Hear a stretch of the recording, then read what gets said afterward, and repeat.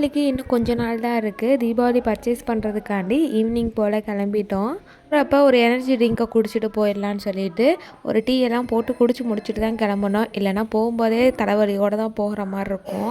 தீபாவளிக்குமே Saravana store தான் போயிருந்தோம். எங்களுக்கு ஓகேவாக இருந்துச்சு அந்த கடை.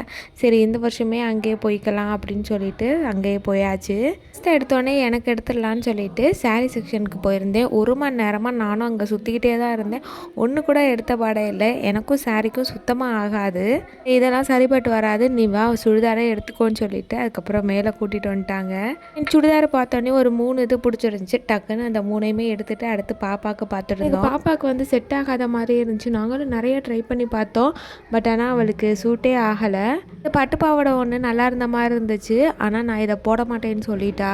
நாங்களும் எவ்வளவோ சொல்லி பார்த்தேன், உனக்கு ஒன்றுமே அமையலை, இது நல்லா இருக்கு வச்சுக்கோன்னு. ஆனால் கேட்க மாட்டேங்கிட்டா. வெஸ்டர்னில் ஒரு ட்ரெஸ்ஸு மட்டும் எடுத்துகிட்டு வீட்டுக்கு தேவையான திங்ஸு அதுக்கப்புறம் வீட்டில் இருக்க எல்லாத்துக்குமே ட்ரெஸ் எடுத்துகிட்டு வந்தாச்சு.